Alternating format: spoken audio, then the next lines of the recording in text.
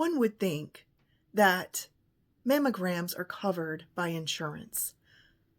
You get a letter in the mail, it's time for your annual mammogram, you go, you usually maybe have a copay of a small amount, or you don't get a bill at all.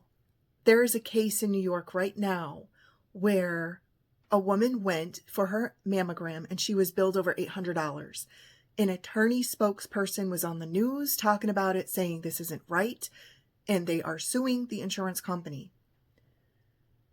Then I found out, I did my own research. Now, if you don't know me, my background, I worked in a law firm. So I did a deep dive into the law. I even called lawmakers and I also called states.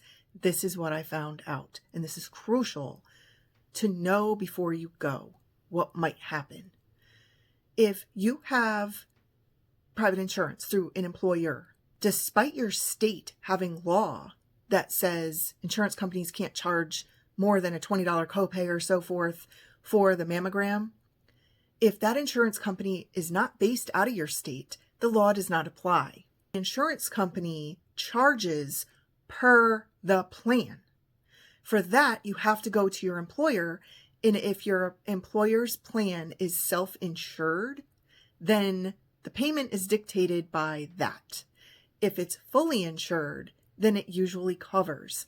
Now, specifically, this would be mammograms with a dense breast tissue study during an ultrasound, okay? So if you have an MRI or if you have an ultrasound, even though it's preventative, not diagnostic, and you've never even been for a mammogram before, and you've never been, diagnosed with a lump or anything like that, they are classifying it as diagnostic. The federal government has been trying to pass law so that insurers have to cover all of these expenses. And that law is called the Find It Early Act.